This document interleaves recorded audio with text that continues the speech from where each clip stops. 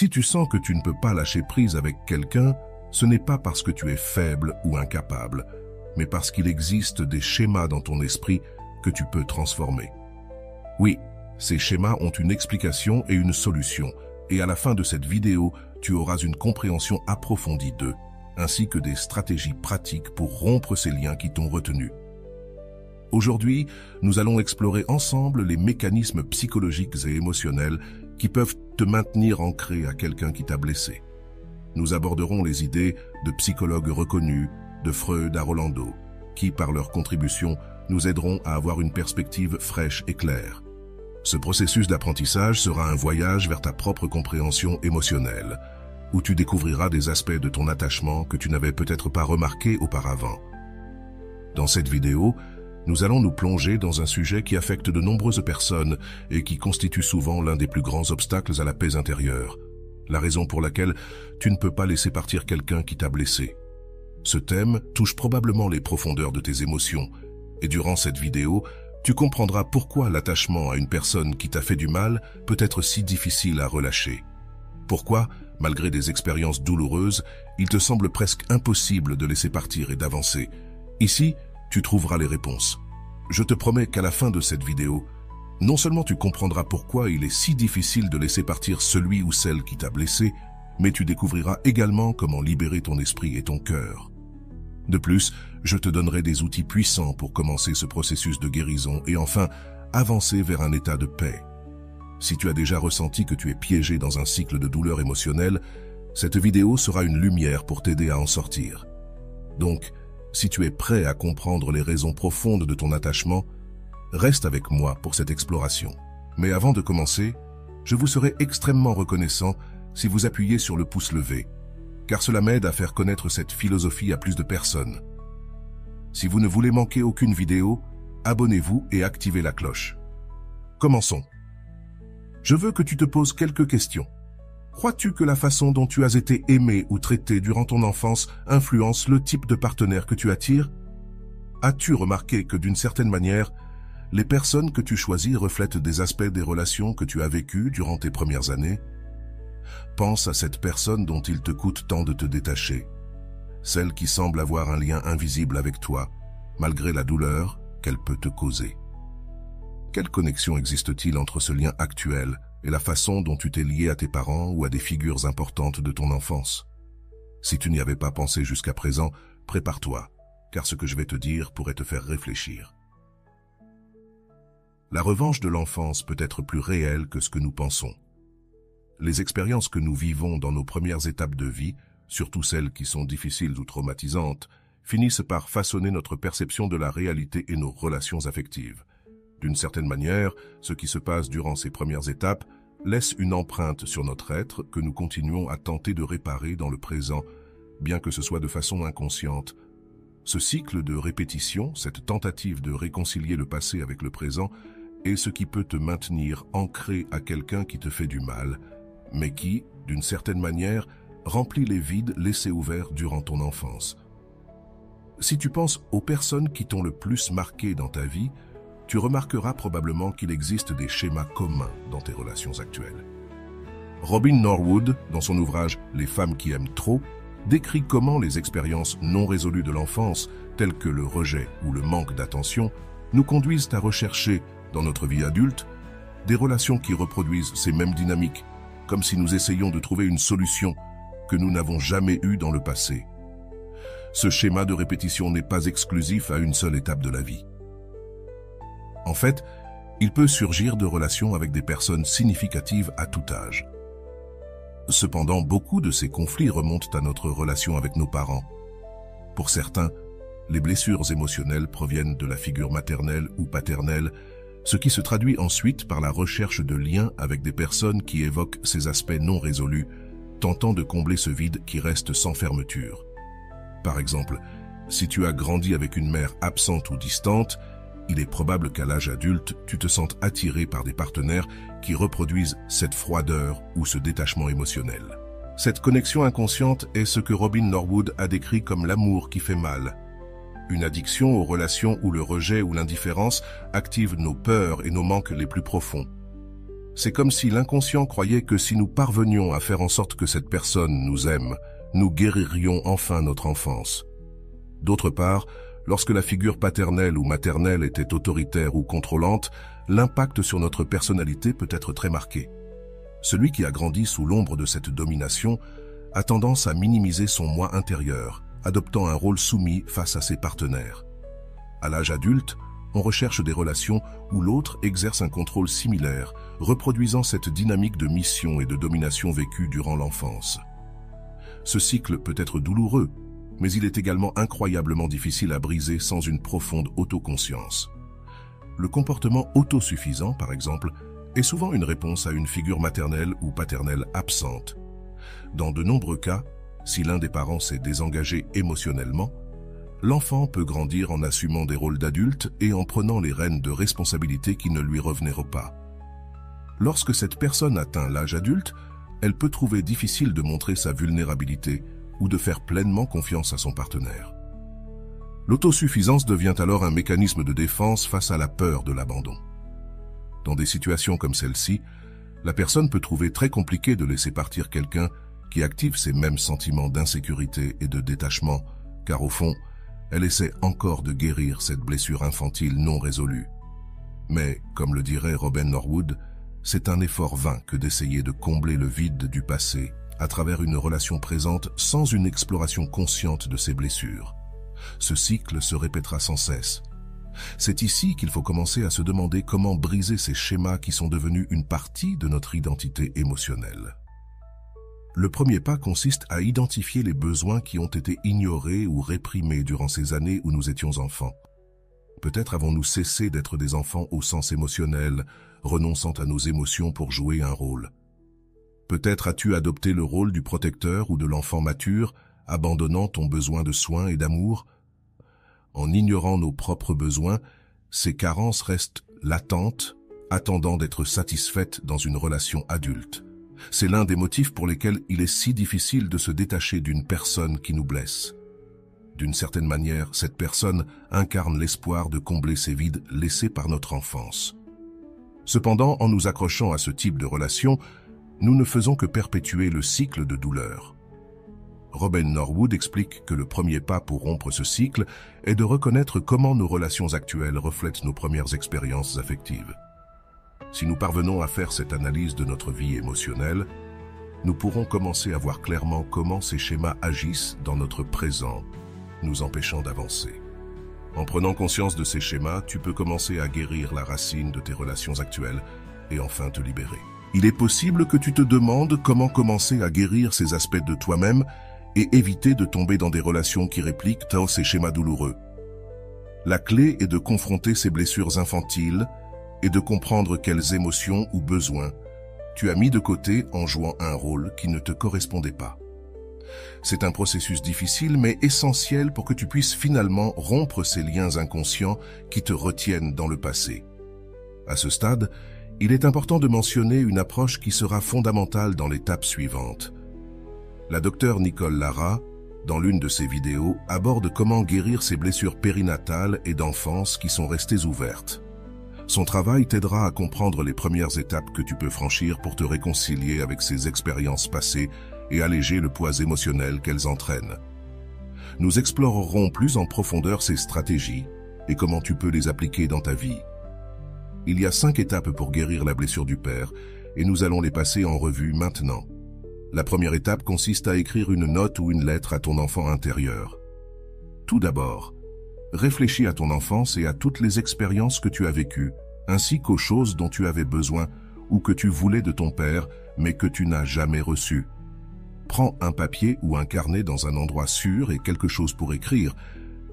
Maintenant, utilise ta main non dominante. Si tu es droitier, utilise la gauche. Si tu es gaucher, utilise la droite. Fais-le sans te juger, sans censure, sans te soucier de l'apparence. Prends le temps d'écrire à ton enfant intérieur, permettant à cet être en toi, qui a vécu ces expériences, de savoir qu'en tant qu'adulte, tu comprends non seulement ce qui lui est arrivé, mais que maintenant, tu peux lui promettre que tu es là pour le soutenir. Reconnaître ton enfant intérieur et honorer son expérience initie le processus de guérison. Bien sûr, pour beaucoup, Cela prendra du temps pour réfléchir et écrire, et nous pourrions nous sentir accablés. Peut-être aurons-nous besoin de faire une pause. Écrire la lettre ou explorer notre passé en travaillant avec l'enfant intérieur fait surgir des émotions intenses, et c'est normal et naturel. Va doucement et assure-toi de prendre soin de toi pendant le processus. Ne te précipite pas à passer cette première étape.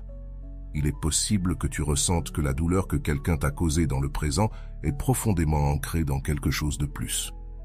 Peut-être te trouves-tu à répéter des schémas de relations nuisibles ou à avoir besoin de la validation de personnes qui ne te valorisent pas.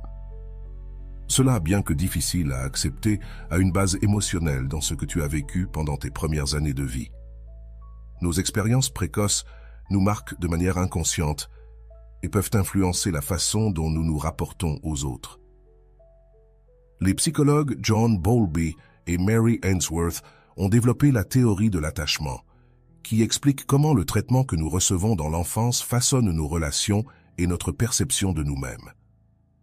Si tu as du mal à laisser partir quelqu'un, il est possible que ce schéma d'attachement soit actif, ancré à des expériences qui n'ont pas encore guéri. Pour commencer à guérir cette connexion avec notre passé, et en particulier avec l'enfant intérieur qui porte ses blessures, il existe une technique puissante qui peut t'aider à reconnaître, accepter et libérer ses sentiments.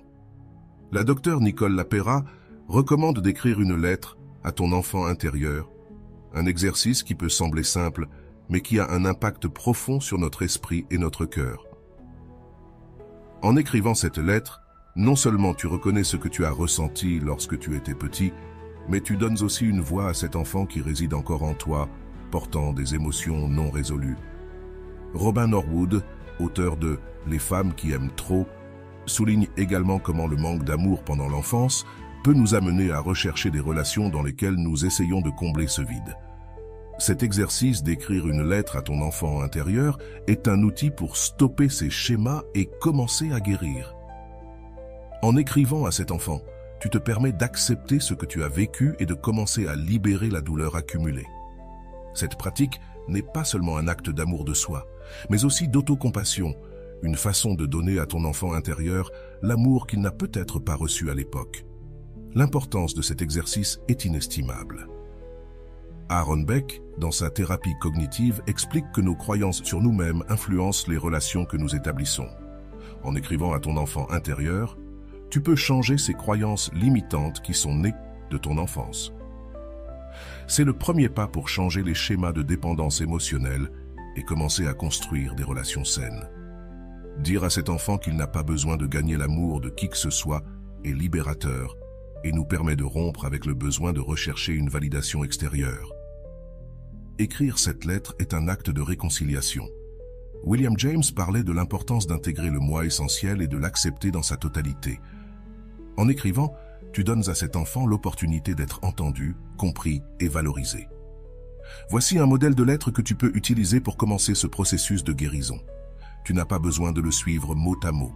Utilise-le plutôt comme un guide pour exprimer tes propres sentiments et expériences. Modèle de lettre à l'enfant intérieur.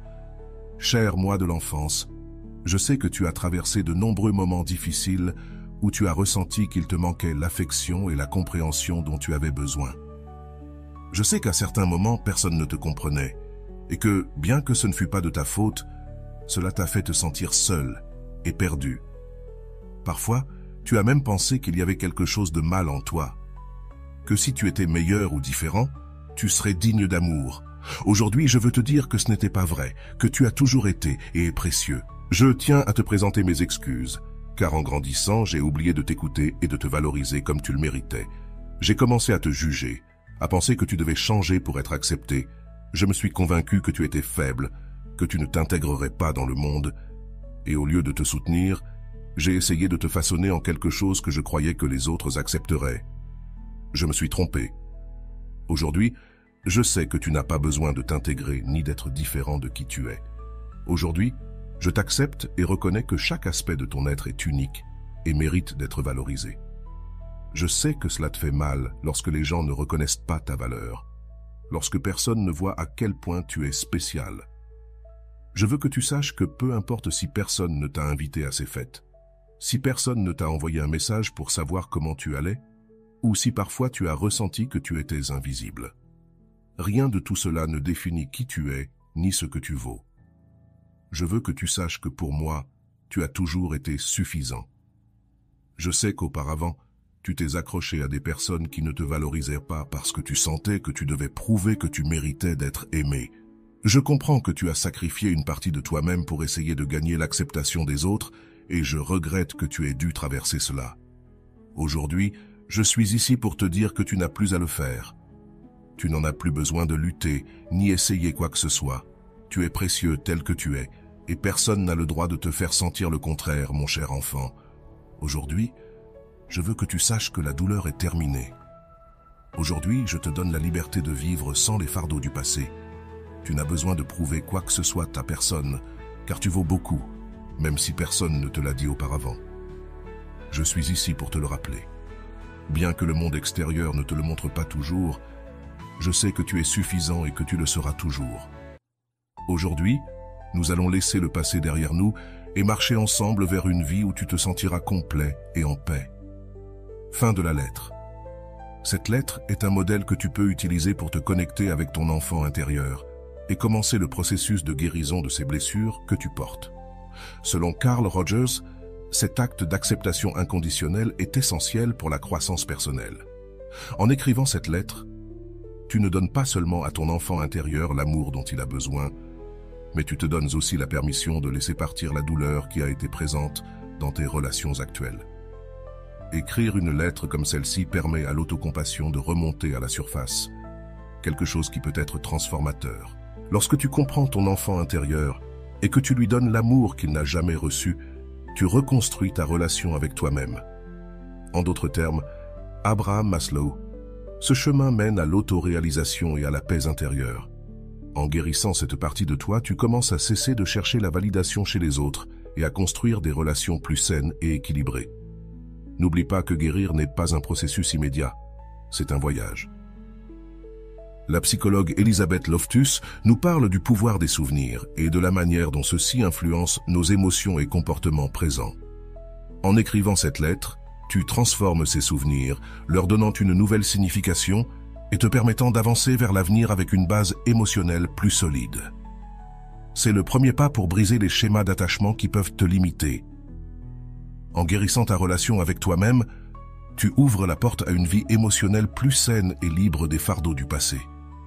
As-tu déjà ressenti que certains aspects de ton enfance affectent encore ta vie actuelle? Sens-tu qu'il y a des sentiments ou des situations qui sont restés inachevés et qui continuent à résonner comme des échos du passé, t'empêchant d'avancer?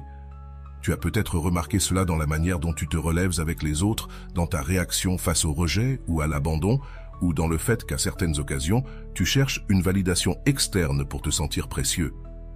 Cela a-t-il un sens pour toi?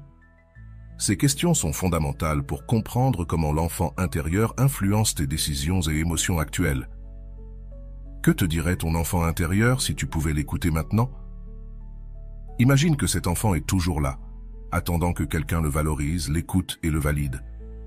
Ce processus de reconnexion avec ton enfant intérieur est essentiel pour libérer les émotions qui n'ont pas pu être exprimées ni comprises à leur époque. Selon Carl Rogers, l'un des pères de la psychologie humaniste, l'acceptation inconditionnelle est la clé de la croissance personnelle. Il suggère qu'en acceptant chaque partie de nous-mêmes, y compris l'enfant intérieur, nous commençons un voyage vers l'autoréalisation et le bien-être émotionnel.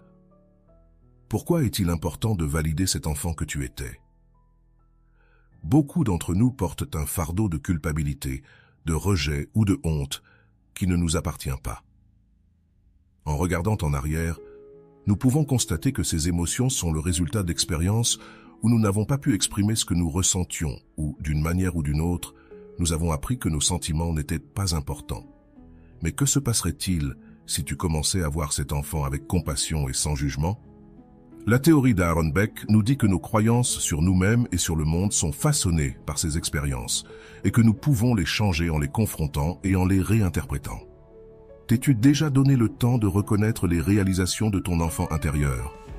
Souvent, dans notre désir de laisser le passé derrière nous, nous oublions également de valoriser les bonnes choses que nous avons vécues ou atteintes durant notre enfance. Ces réalisations peuvent être petites ou grandes, mais elles sont importantes car elles nous ont aidés à construire une image de nous-mêmes qui mérite reconnaissance. Elizabeth Loftus, dans ses travaux sur la mémoire, explique que la manière dont nous nous souvenons et valorisons nos expériences affecte profondément nos émotions. En mettant en valeur ces réalisations, tu donnes à cet enfant intérieur la reconnaissance qu'il n'a peut-être jamais reçue. Au fur et à mesure que nous avançons dans ce processus de réconciliation avec l'enfant intérieur, souviens-toi qu'il ne s'agit pas seulement de pardonner et de laisser aller la douleur. C'est aussi un moment pour célébrer chaque accomplissement, chaque sourire, chaque pas que tu as fait dans ton enfance. Cela t'a amené ici et cela mérite d'être reconnu. Il y a peut-être eu des moments où tu t'es senti fier, des moments où tu as été courageux, ou même des moments où malgré tout, tu as décidé de continuer.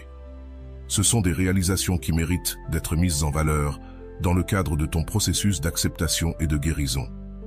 Quelles émotions du passé as-tu besoin de reconnaître et de valider? C'est un point clé dans la réconciliation avec l'enfant intérieur. La théorie de l'attachement de Mary Ainsworth et John Bowlby suggère que nos premières expériences avec les figures d'attachement ont un impact durable sur nos relations adultes. Si tu as grandi en te sentant en insécurité ou rejeté, il est probable que tu cherches de manière inconsciente des relations où ces schémas se répètent. Accepter ces émotions et leur donner une place dans ta vie est essentiel pour briser le cycle. Parfois, ce dont nous avons vraiment besoin, c'est de nous dire que tout va bien, que l'enfant que nous étions n'était pas dans l'erreur, brisé, ni moins précieux. William James parlait du pouvoir du jeu essentiel et de la manière dont il doit être reconnu et valorisé pour que nous puissions vivre pleinement. En honorant chaque aspect de ton enfant intérieur, tu valides cette partie de toi qui a encore besoin d'être vue et entendue. Ce n'est pas un acte d'indulgence, mais un pas vers la liberté émotionnelle. As-tu pensé à quel pouvoir réside dans le fait de reconnaître que, malgré les difficultés, tu as continué? Pense à ces moments où, même petit, tu as fait face à des situations difficiles. En valorisant ces réalisations, tu renforces l'idée que, même dans les moments les plus sombres, ta résilience t'a permis de continuer d'avancer. C'est une leçon puissante pour ton enfant intérieur et pour toi-même. Martin Seligman, l'un des fondateurs de la psychologie positive, souligne que reconnaître notre résilience passée renforce notre capacité à surmonter les difficultés présentes. En te réconciliant avec ton enfant intérieur, tu apprends aussi à accepter tes erreurs. Parfois, la honte ou la culpabilité nous empêchent d'avancer parce que nous croyons que les erreurs du passé définissent qui nous sommes. Cependant, selon les mots de Carl Rogers, la véritable croissance personnelle se produit lorsque nous acceptons chaque partie de nous, y compris nos erreurs. En disant à ton enfant intérieur qu'il est normal d'avoir fait des erreurs, tu lui donnes la permission de se libérer de la culpabilité et de commencer à guérir. Tu es arrivé à comprendre que ton enfant intérieur ne cherchait que l'amour et l'acceptation. En regardant en arrière, tu peux réaliser que beaucoup de tes actions et décisions étaient motivées par ce désir d'être aimé et accepté. La théorie du docteur. Frankl sur le sens de la vie nous rappelle que nous avons tous besoin de sentir que nous sommes aimés par quelqu'un. En reconnaissant ce désir en ton enfant intérieur, tu lui donnes une place précieuse dans ta vie actuelle, lui permettant de se reposer et de se libérer de la pression de chercher validation. À la fin de ce processus, souviens-toi que tu n'as pas besoin de changer ce que tu étais pour être accepté. Ce dont tu as besoin, c'est d'accepter chaque partie de toi-même sans jugement ni attente. En te réconciliant avec ton enfant intérieur, tu fermes une étape et ouvres une nouvelle porte vers la liberté émotionnelle. En travaillant sur la réconciliation avec l'enfant intérieur, il est important de se rappeler que les événements qui nous marquent ne proviennent pas toujours exclusivement de l'enfance. Parfois, des expériences difficiles de notre adolescence, de notre jeunesse ou de notre vie adulte peuvent également engendrer des blessures profondes. Ces expériences laissent une empreinte émotionnelle qui, si elle n'est pas reconnue, peut nous amener à développer des schémas toxiques. La réconciliation avec notre passé englobe donc chaque étape où ces traumatismes ont pu se produire et nécessite une acceptation totale de nous-mêmes et de nos expériences, quel que soit l'âge à laquelle elles se sont produites. Il est courant que les expériences douloureuses se répètent dans notre vie si nous ne leur avons pas donné une résolution émotionnelle adéquate. Cette répétition, selon Freud, est une manière dont l'inconscient essaie de réparer la blessure d'origine. Nous nous retrouvons encore et encore dans des relations ou des situations qui reflètent ces traumatismes que nous n'avons pas guéris. En pardonnant nos erreurs passées et en acceptant nos hontes ou regrets, nous commençons à nous libérer de ce fardeau émotionnel qui nous amène à répéter des schémas de manière inconsciente. Accepter les actes que nous avons commis dans le passé, que ce soit à l'adolescence ou à l'âge adulte, est une étape essentielle dans le processus de guérison. Nous portons une profonde honte pour des erreurs que nous sentons définir qui nous sommes. Cependant, en embrassant ces moments d'erreur comme faisant partie de notre humanité, nous pouvons nous détacher de la nécessité de justifier notre valeur à travers des relations toxiques ou des situations conflictuelles.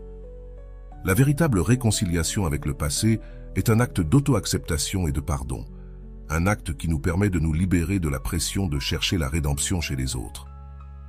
Ce détachement de la nécessité de répéter des schémas nuisibles nous permet également d'identifier quand nous sommes dans des relations qui ne nous apportent ni croissance ni bien-être.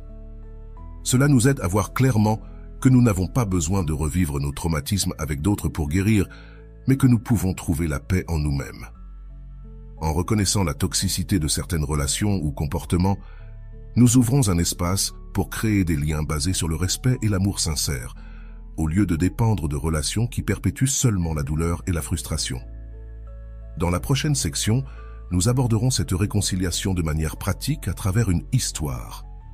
À travers cette histoire, nous verrons comment ces enseignements et concepts prennent vie dans la réalité et comment le processus d'acceptation et de pardon envers l'enfant intérieur peut transformer notre façon de nous relier aux autres. L'histoire commence dans un coin de la ville de Mexico, où Mariela, une femme de 34 ans, marchait à toute allure entre les grands bâtiments du centre financier. Sa vie s'était écoulée dans une routine stricte qui s'étendait au-delà des horaires de bureau. Elle travaillait comme responsable des ventes dans l'une des entreprises les plus prestigieuses de la ville et avait réussi à gravir les échelons avec effort et sacrifice, ce qui, pour elle, représentait un mélange de fierté et de devoir.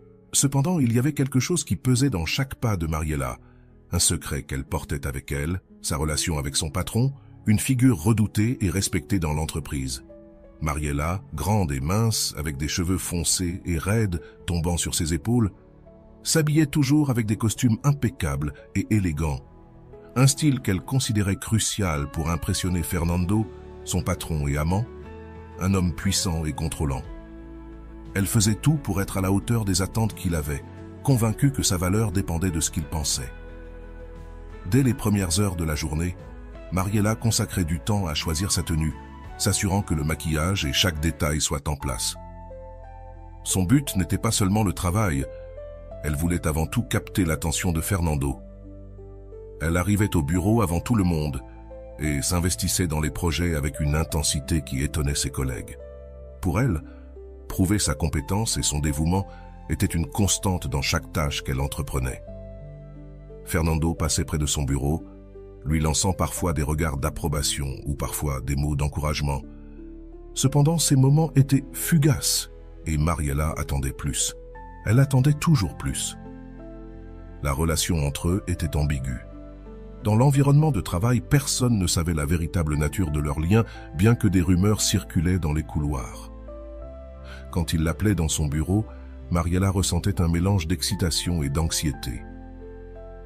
Fernando avait l'habitude de la complimenter en privé avec des phrases calculées qu'elle chérissait, mais en même temps, il était exigeant. Il la critiquait souvent ou lui demandait des améliorations. Mariela travaillait des heures supplémentaires, sacrifiant ses week-ends et restant connectée en permanence, lui envoyant des rapports détaillés et des réponses rapides à ses messages. Souvent, Mariela observait les réseaux sociaux d'autres femmes. Elle rivalisait avec elles en silence, se comparant et regardant leur style de vie. Si elle trouvait quelque chose qui lui semblait pertinent pour attirer davantage l'attention de Fernando, elle l'adaptait à sa vie, montrant sur ses réseaux son propre style de vie, mettant en avant ses réussites et son statut dans une danse constante de validation sociale qui semblait ne jamais finir. Son profil était soigneusement construit. Une femme réussie, sophistiquée, avec une éducation enviable et des contacts influents. Mais derrière ces publications se cachait une insécurité latente que seul Fernando parvenait à alimenter et à apaiser à sa manière. Les jours passaient et Mariela se retrouvait piégée dans un cycle d'approbation qui la consumait de plus en plus. Invitations d'amis et de la famille arguant qu'elle avait des engagements professionnels importants. En réalité, elle évitait toute activité qui pourrait interférer avec la possibilité de recevoir un message de Fernando ou que celui-ci lui demande quelque chose à la dernière minute. Quand il lui envoyait un message pour se rencontrer en dehors des heures de travail, Mariela laissait tout sans hésiter, se rendant sur place, convaincue qu'il, au fond, la valorisait. Lors d'une de ces réunions, Fernando l'invita dans un restaurant exclusif dans le sud de la ville. Mariela arrive avant l'heure convenue, excitée et nerveuse. Pendant le dîner, il lui parla de sa vision pour l'entreprise, de ses projets et de la manière dont il espérait compter sur elle pour les réaliser. Mariela hocha la tête, ravie à l'idée d'être une partie essentielle des plans de Fernando. Bien qu'au fond d'elle, elle souhaita qu'il voie au-delà de son rôle professionnel et qu'il apprécie la femme qu'elle était, les détails que Fernando laissait entrevoir sur sa vie personnelle la maintenirent accrochée dans une attente constante de quelque chose qui n'arrivait pas. Parfois, il parlait de ses amis et des fêtes auxquelles il assistait, ou des femmes avec lesquelles il sortait. Bien que ses confessions la blessaient, Mariela essayait de ne pas le montrer. Au contraire, elle s'efforçait davantage de lui plaire. Tout ce qu'elle faisait tournait autour de lui. Elle s'adaptait à ses horaires, à ses intérêts, et veillait à être toujours la première à le féliciter lors des occasions importantes ou à lui envoyer un message quand quelque chose de significatif se produisait dans l'entreprise. Mariela en venait à négliger des aspects importants de sa vie personnelle, refusant des invitations d'anciens amis ou même de ses propres parents pour être disponible pour Fernando. Les relations familiales commencèrent à se détériorer et certains de ses amis de l'université cessèrent de la chercher, fatigués de ses constantes excuses et absences. Au fond, Mariela se sentait seule, mais elle pensait que tout ce sacrifice en valait la peine si elle réussissait à conquérir le cœur de Fernando. Les mois passèrent, et Mariela s'accrochait à tout signe d'affection ou d'attention que lui offrait Fernando. Même si ce n'était que des miettes, elle savait que Fernando sortait avec d'autres femmes, mais elle se répétait qu'à un moment donné, il verrait ses efforts et son engagement. Elle essayait de se convaincre que ce qu'elle lui offrait était différent de ce que d'autres pouvaient lui donner. Cette pensée la maintenait en vie, la faisait se lever chaque jour et continuer à concourir dans cette course silencieuse où elle semblait être la seule participante. Un après-midi, alors qu'elle organisait des documents dans son bureau, Mariela reçut un message de Fernando lui demandant de monter dans son bureau. Avec le cœur battant, elle prit ses affaires et se dirigea vers son bureau. Là, il l'accueillit avec un sourire et pendant quelques minutes, ils parlèrent d'un projet important. Cependant, peu de temps après, il détourna la conversation vers des sujets plus personnels. La tension entre eux devint évidente et Mariela ressentit un mélange de joie et d'anxiété. C'était toujours ainsi. Ces moments la faisaient se sentir vivante. De retour à son bureau, Mariela ne put pas se concentrer sur son travail. Son esprit était rempli des mots de Fernando, de ses gestes, de son regard. Elle se sentait spéciale, même si elle savait au fond d'elle qu'il ne s'engageait pas et ne lui donnait pas ce qu'elle désirait vraiment. Mais Mariela continuait d'espérer, accrochée à l'illusion qu'un jour, il changerait, qu'il la verrait avec les yeux qu'elle désirait. À la fin de la journée, en consultant son téléphone, elle remarqua que Fernando avait publié une photo avec une autre femme. Son estomac se noua et une sensation de colère et de tristesse l'envahit. Ce n'était pas la première fois que cela se produisait, mais Mariela trouvait toujours une justification pour continuer, pour ne pas rompre avec lui. Pourtant, la tristesse était inévitable, et cette nuit-là, elle rentra chez elle en se sentant plus seule que jamais. Une fois chez elle, Mariela s'assit devant le miroir, observant son propre reflet. La fatigue était évidente, mais au-delà de cela, elle pouvait voir une tristesse qu'elle essayait de cacher. La situation avec Fernando commençait à peser plus qu'elle n'était prête à l'admettre, et pourtant, son esprit lui disait qu'elle devait continuer à essayer, que peut-être tous ses efforts et sacrifices porteraient leurs fruits. Mariela se levait chaque jour avec la conviction qu'elle devait gagner la reconnaissance de Fernando. Peu importait si ses efforts semblaient vains, ou si, au fond, elle se sentait vide. L'important était de remplir une mission qu'elle s'était imposée depuis petite, être la meilleure. Elle avait grandi dans une famille où les réussites académiques et un comportement irréprochable étaient le seul chemin vers l'acceptation. Ses parents étaient sérieux, réservés et stricts, et leurs conversations avec elle, rares, étaient les mots d'affection. À la place, il y avait toujours un rappel qu'elle devait redoubler d'efforts. C'était le type d'éducation qui mettait la perfection sur un piédestal, où toute erreur était considérée comme un échec du caractère. Elle se rappelait de ces années d'école où elle s'imposait d'être la meilleure en tout. Ses parents ne toléraient pas un bienfait médiocre. Pour eux, tout devait être exceptionnel. Si elle obtenait la 2e place lors d'une compétition ou un 9 au lieu d'un 10, ses parents la regardaient avec mépris. Son père, en particulier, avait une expression rigide qu'elle apprit à craindre. Chaque fois qu'on lui remettait un prix, elle levait les yeux à la recherche d'une lueur de fierté dans son regard, mais ne trouvait que la même neutralité, comme si rien n'était jamais suffisant. Cette froideur a marqué sa vie. Dès son jeune âge, Mariela avait développé un lien entre la réussite et l'acceptation. Seulement en étant la meilleure, elle se sentait à sa place dans le monde. Devenus adultes, ce schéma demeurait latent. Chaque réussite professionnelle et chaque sacrifice personnel était orienté vers l'obtention de l'approbation des autres. Une approbation qu'elle projetait en ce moment sur Fernando. Sans s'en rendre compte, il était devenu la figure d'autorité qu'elle souhaitait impressionner, comme s'il était ce professeur distant qu'elle devait convaincre de mériter une distinction spéciale. Chaque fois qu'il la complimentait ou l'invitait dans son bureau, elle sentait qu'elle montait sur une échelle invisible et, dans les moments les plus intimes avec lui, elle avait l'impression d'avoir atteint une récompense, comme si c'était le 10 qu'elle recherchait enfant. Un après-midi, alors qu'elle consultait son téléphone au bureau, Mariela décida de publier sur ses réseaux sociaux « Une femme de grande valeur mérite un homme à sa hauteur ». Elle appuya sur « Publier » et regarda son profil avec satisfaction. Dans ces mots, elle essayait de se convaincre que Fernando était cette récompense. Elle se disait qu'elle n'allait qu'avec quelqu'un du même niveau de réussite. Bien qu'elle ressentit une gêne qu'elle ne pouvait pas totalement reconnaître, elle observa son reflet dans la vitre du bureau et se demanda si elle croyait réellement ces mots ou si elle tentait simplement de combler un vide. Une fois, lors d'un rendez-vous avec Fernando dans un hôtel, il la regarda avec un sourire énigmatique et lui dit « Tu es la femme la plus ambitieuse que j'ai connue. Ça me plaît chez toi. » Mariela ressentit un frisson de satisfaction. L'approbation dans sa voix était un prix qu'elle n'obtenait pas facilement. Et pour elle, cette simple phrase la faisait sentir plus accomplie que n'importe quel succès professionnel. « Tu le penses vraiment ?» demanda-t-elle, essayant de ne pas montrer trop de son enthousiasme. Fernando acquiesça et Mariela sentit que, enfin, tout valait la peine. Cette nuit-là, alors qu'ils prenaient une photo ensemble à l'hôtel, elle pensa qu'enfin, elle obtenait ce qu'elle méritait.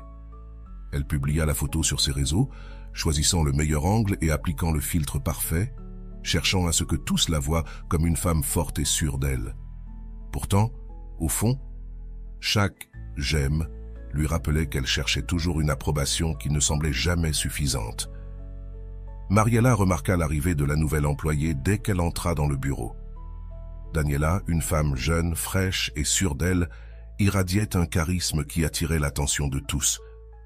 Dès son premier jour, il semblait que tous les regards, y compris ceux de Fernando, étaient tournés vers elle. Mariela ressentit une douleur dans la poitrine, en voyant comment Fernando l'accueillait avec un sourire chaleureux et attentif, quelque chose qu'il offrait rarement à quiconque. Les jours passèrent, et Daniela commença à se distinguer dans ses tâches, montrant une capacité innée à attirer des clients et à conclure des accords en un temps record. En peu de temps, Fernando commença à faire des commentaires sur l'excellent travail de Daniela lors des réunions. « Daniela a beaucoup de potentiel », dit-il un jour, lançant à Mariela un regard fugace qui semblait lui dire qu'elle aussi devrait redoubler d'efforts. Ce bref regard suffit à éveiller en Mariela une inquiétude qui se transforma rapidement en anxiété. Elle commença à travailler jusqu'à tard dans la nuit, appelant de nouveaux clients, préparant des propositions détaillées et s'assurant d'être toujours disponible pour tout ce dont Fernando avait besoin. Pourtant, Fernando reconnaissait à peine ses efforts.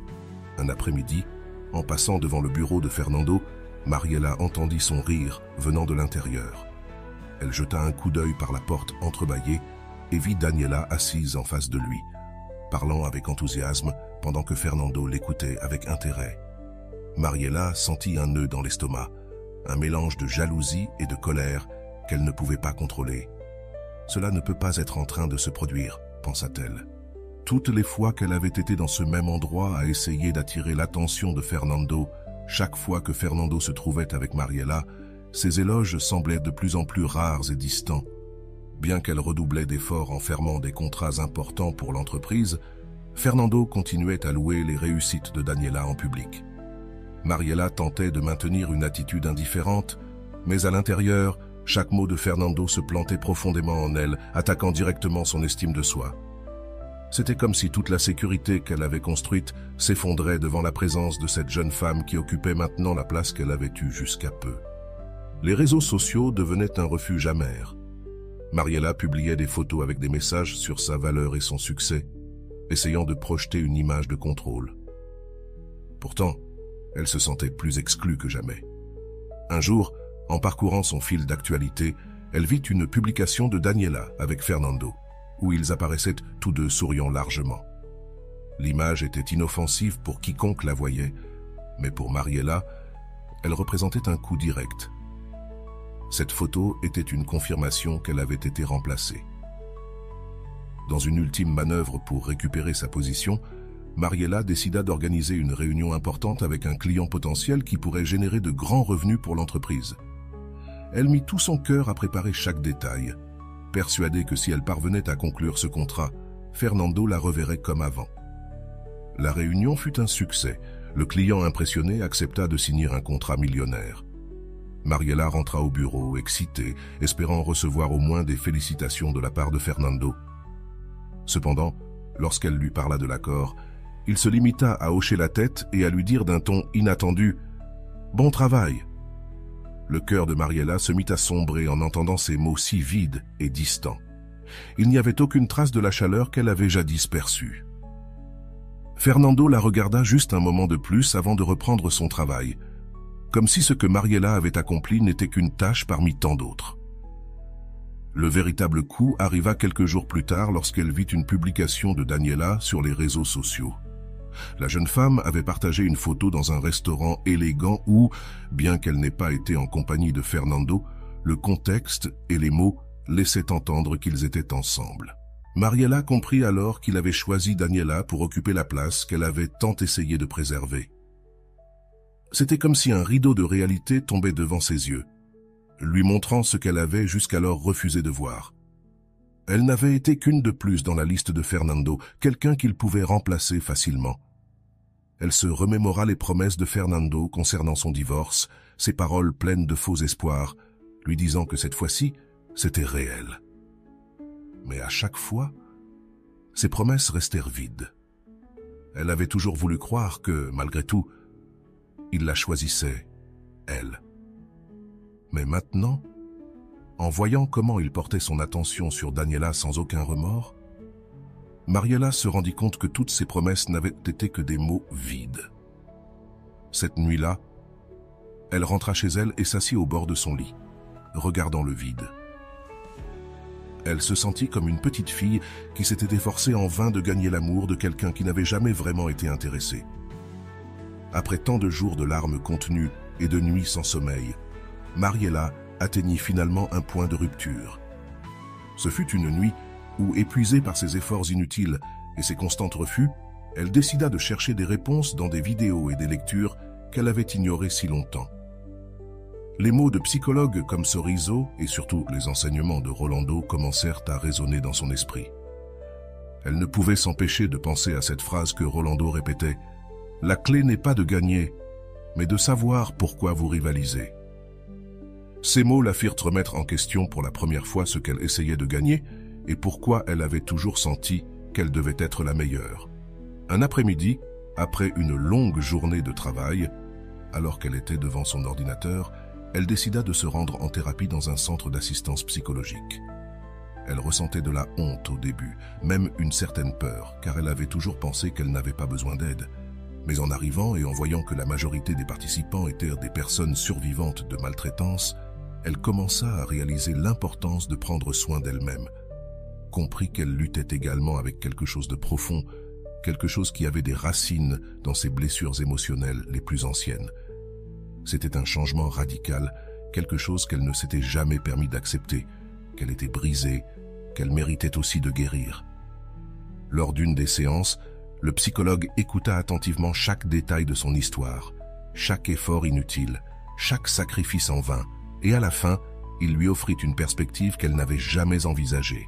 « Mariella, je crois que ce que tu vis est une projection de ce dont tu as souffert dans ton enfance.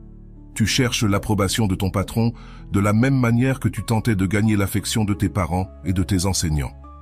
Il représente cette figure d'autorité que, dans ton esprit, tu dois encore impressionner pour sentir que tu vaux quelque chose. » Ces mots furent comme un éclair au milieu de sa tempête.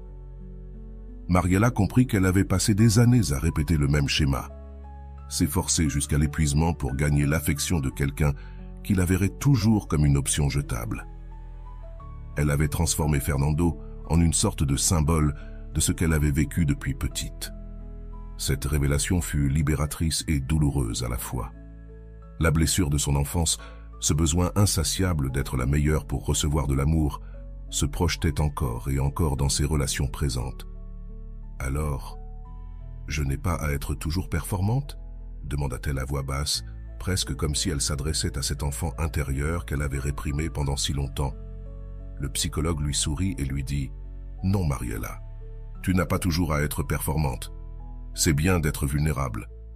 En fait, c'est ce qui te rendra réellement libre. » Pour la première fois de sa vie, elle sentit qu'elle pouvait simplement être Mariella, sans avoir besoin de briller constamment pour se sentir précieuse. Ce changement de perspective l'incita à réévaluer tout dans sa vie, y compris sa relation avec Fernando et sa position dans l'entreprise. Elle commença par revoir son contrat et établir des limites claires dans son travail. Elle se rendit compte qu'elle avait consacré des heures supplémentaires simplement pour plaire à quelqu'un qui ne la voyait pas comme une personne, mais comme une ressource remplaçable. Elle décida de limiter ses heures au bureau et de ne plus répondre aux emails et aux messages en dehors des heures de travail. Soudain, le travail n'était plus sa seule source de validation. Avec cette nouvelle approche, Mariella sentit un poids énorme se lever de ses épaules. La pression d'impressionner Fernando commença à s'estomper et pour la première fois, elle commença à penser à ce qu'elle voulait vraiment faire de sa vie. Elle se souvint combien elle aimait peindre à l'huile, une passion qu'elle avait mise de côté depuis des années. Le lendemain, elle se rendit dans un magasin d'art et acheta quelques matériaux, excitée de se reconnecter à cette partie d'elle qui avait été cachée sous des couches de perfectionnisme et de besoin d'approbation. Elle commença à passer ses après-midi à peindre, se consacrant du temps à elle-même, explorant les couleurs, les formes et les textures. Chaque coup de pinceau était une libération, une façon d'exprimer tout ce qu'elle avait réprimé pendant des années. Son cœur, qui jusque-là avait été piégé dans une relation malsaine et dans une quête désespérée de reconnaissance, commença à trouver la paix dans la tranquillité de ses propres traits. Les jours passèrent, et Mariella remarqua comment ses publications sur les réseaux sociaux changeaient. Elle n'avait plus besoin de montrer au monde ce qu'elle avait ou le statut qu'elle avait atteint. Au lieu de cela, elle postait des photos de ses peintures, de ses moments de tranquillité et des phrases sur ce qui importait vraiment dans sa vie. Le besoin de validation s'estompait peu à peu, tandis qu'elle se permettait d'explorer qui elle était sans la pression d'être toujours la meilleure. Un après-midi, en peignant, elle se souvint des mots de Rolando. Il ne s'agit pas d'impressionner, mais de comprendre pourquoi nous cherchons à le faire. Pour la première fois, ces mots avaient un sens profond. Elle comprit qu'elle avait passé toute sa vie à poursuivre quelque chose qu'elle ne pourrait jamais atteindre si elle continuait à se mesurer aux réalisations des autres. Son bonheur était entre ses propres mains, dans la paix qu'elle trouvait en mettant de côté les attentes externes. Finalement, Mariella se sentit libre d'être elle-même, sans attendre l'approbation de personne d'autre. Dans cette partie de l'histoire de Mariella, le véritable apprentissage survient lorsqu'elle parvient à se réconcilier avec cette partie de son enfance qui lui faisait croire qu'elle n'était précieuse que si elle se distinguait, si elle respectait un standard de perfection imposé. Comme l'expose Rolando dans ses enseignements, Mariela découvre que ceux qui aiment vraiment le font sans condition ni attente de succès ou de réalisation. Cette prise de conscience devient le cœur de sa guérison, une révélation qui l'aide à voir que tout ce temps consacré à impressionner Fernando et à chercher l'approbation externe ne faisait que l'éloigner de sa véritable essence. Elle apprit qu'il n'était pas nécessaire de prouver quoi que ce soit pour mériter l'amour de quelqu'un. Être simplement elle-même suffisait. Le chemin de réconciliation de Mariela l'amena à comprendre que l'excellence ne définit pas la valeur d'une personne. Comme le souligne la docteure Nicole Parra, l'enfant intérieur a besoin d'être aimé tel qu'il est, avec ses défauts et ses forces. Dans son processus thérapeutique, Mariela parvint à un point d'acceptation de cet enfant qui avait autrefois cru qu'elle ne serait aimée que si elle obtenait les meilleures notes, les plus grands succès, ou si elle atteignait un statut que ses parents considéraient digne. La guérison est survenue lorsqu'elle a compris que l'amour véritable ne se gagne pas par des mérites ou des réussites, mais à travers l'authenticité et l'acceptation de soi. Une autre idée contribue également à ce processus de guérison en exposant que les personnes qui nous aiment vraiment nous acceptent sans filtre ni attente. Mariela a compris que chercher à être toujours la femme de haut statut était un masque qu'elle utilisait pour compenser son insécurité, cette voix intérieure qui lui disait qu'elle n'était pas à la hauteur. En laissant aller ce besoin, elle a compris que ceux qui l'aimeraient le feraient, qu'elle soit une cadre accomplie ou une simple travailleuse. Cette notion l'a libérée du fardeau d'essayer d'être parfaite, lui permettant d'être vulnérable et ouverte à recevoir de l'amour de manière authentique, sans prétention ni attentes irréalistes. Au fur et à mesure qu'elle approfondissait sa connaissance de soi, elle a commencé à comprendre qu'il n'était pas nécessaire de rivaliser pour un statut, des possessions ou des revenus pour être aimée. En réfléchissant aux enseignements de Goi Koekea, elle a vu que l'amour véritable ne repose pas sur la quantité de biens matériels ou de succès professionnel que quelqu'un possède. Cette leçon lui a permis de se libérer de la pression de paraître sur les réseaux sociaux, de publier des photos et des réussites dans le but d'impressionner. Elle a compris que sa valeur propre ne réside pas dans les objets que l'on possède, ni dans les succès que l'on exhibe, mais dans l'authenticité de qui elle est, indépendamment de la façon dont la société peut la valoriser. Cette transformation l'a également aidé à cesser de chercher à obtenir l'attention et l'approbation de Fernando ou de toute autre figure d'autorité. Goi Koekea affirme que l'amour n'est pas un prix à gagner, mais un cadeau à recevoir de celui qui voit en vous une valeur intrinsèque. En intégrant cette idée, Mariela a commencé à cultiver une relation avec elle-même basée sur le respect et l'acceptation, quelque chose qu'elle recherchait auparavant dans l'approbation des autres. Sa valeur ne résidait pas dans les reconnaissances, ni dans les positions de pouvoir qu'elle pouvait atteindre, mais dans sa capacité à se connecter avec sa véritable essence.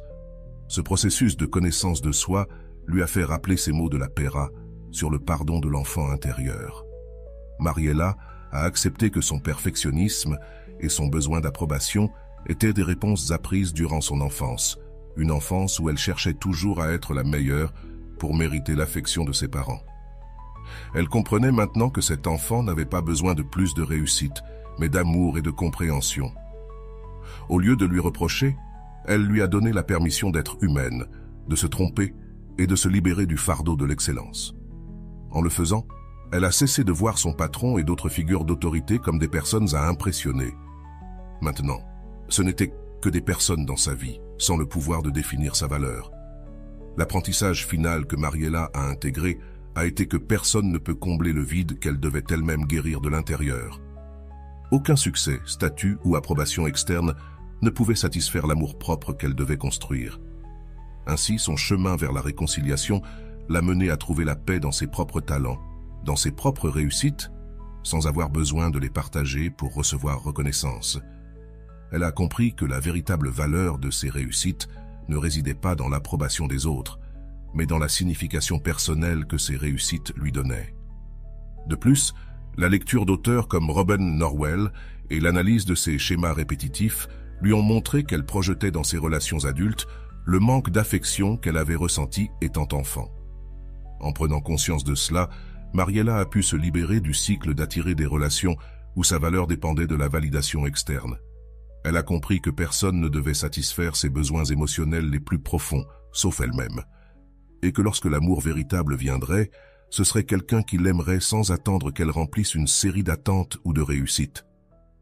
L'histoire de Mariela nous montre comment l'amour véritable est celui qui permet d'être vulnérable, qui n'exige ni succès ni perfection. Avec ce changement de perspective, Mariela a transformé sa manière de voir les relations et l'amour. Cette compréhension ne l'a pas seulement aidé à se libérer d'une relation toxique, mais aussi à réorienter sa vie vers ce qui lui apportait vraiment la paix. Lorsque nous atteignons ce moment de questionnement sur les raisons pour lesquelles nous restons dans des relations ou des situations qui nous blessent, la première chose qui surgit est un besoin sincère de changement. Mais ce changement, pour qu'il transforme réellement, doit venir d'un engagement profond envers soi-même, d'une promesse de prendre soin de soi, de se respecter et de se protéger à chaque étape du chemin. Les histoires et exemples que nous avons partagés ne sont pas seulement des expériences d'autres, mais des portes qui ouvrent un espace en vous pour examiner votre vie et décider ce dont vous avez réellement besoin pour guérir et avancer. Si vous vous sentez identifié à cette situation, je veux vous inviter à prendre un moment et à regarder la vidéo de Rolando que je vous recommande. Dans cette vidéo, Rolando explore comment l'amour de soi n'est pas seulement une idée abstraite, mais un chemin de décision concrète et d'action qui vous mène à choisir ce qui est vraiment bon pour vous, ce qui vous aide à grandir et à vous libérer de la dépendance émotionnelle et des relations qui vous limitent. Cette vidéo peut vous offrir une perspective unique et renforcer votre engagement envers ce processus de guérison. Cette vidéo se trouve dans le premier lien en description et dans le premier commentaire. L'autre jour, j'étais en vidéoconférence avec un ami et il m'a fait comprendre à quel point notre langage doit être soigneusement utilisé avec chaque mot que nous lâchons, car ils peuvent soit nous aider à valoriser ce que nous sommes déjà, soit ruiner notre perception de nous-mêmes. Je vais vous expliquer pourquoi. Cela fait presque 90 jours que je réalise un défi personnel appelé « Mode moine », qui implique de me lever tôt, de faire de l'exercice, d'avoir une alimentation saine et de maintenir mes habitudes de manière constante. Ce que j'avais dit à cet ami, c'est que la veille, je n'avais pas tenu ma promesse de me lever à 6h30 du matin. Pour cette raison, j'ai engagé un processus de réconciliation avec moi-même, promettant de tenir ma parole. J'ai échangé cela contre le fait de m'honorer, et pour moi, cela a été comme « Waouh !» Ça faisait vraiment une différence, car même pour moi, cela semblait beaucoup plus puissant et poétique de dire « m'honorer ». S'honorer implique de se traiter avec excellence. Tenir sa parole, en revanche, peut venir d'un sentiment d'obligation. À quel point la relation que vous avez avec vous-même peut-elle s'améliorer juste en changeant un mot dans votre vocabulaire intérieur? Et dites-moi, aujourd'hui, allez-vous tenir votre promesse ou l'honorer? J'aimerais beaucoup savoir. Maintenant, quand vous décidez d'appliquer ces enseignements dans votre vie, de nombreuses questions surgissent. Que êtes-vous prêt à faire pour vous libérer de ces schémas? Quelles choses, personnes ou relations êtes-vous prêt à laisser derrière vous pour protéger votre paix? Cela peut être difficile au début et vous pouvez même ressentir de la résistance, mais voici le secret. Chaque petit pas compte. Au lieu d'essayer de tout changer d'un coup, commencez par de petites actions qui vous permettront de cultiver une relation solide et aimante avec vous-même. Comment pouvez-vous vous accorder un espace quotidien pour réfléchir et vous remercier pour les réalisations que vous obtenez, aussi petites soient-elles? Posez-vous également la question, de quelle manière avez-vous permis à la validation externe de définir votre valeur? Combien de fois avez-vous cherché l'approbation des autres au lieu de vous écouter vous-même? Lorsque vous commencez à observer cela, l'étape suivante consiste à travailler à la construction d'une source interne d'amour et de reconnaissance. Une source qui ne dépend pas de l'opinion des autres, mais de ce que vous ressentez et pensez réellement de vous-même. Ce processus n'est pas facile, mais il vous rapprochera de la paix et de relations plus saines, où votre valeur ne dépend pas d'être quelqu'un que vous n'êtes pas. Maintenant, considérez ce qui suit. Quelles activités, loisirs ou objectifs avez-vous mis de côté parce que vous ne pensiez pas qu'ils valèrent la peine sans reconnaissance externe?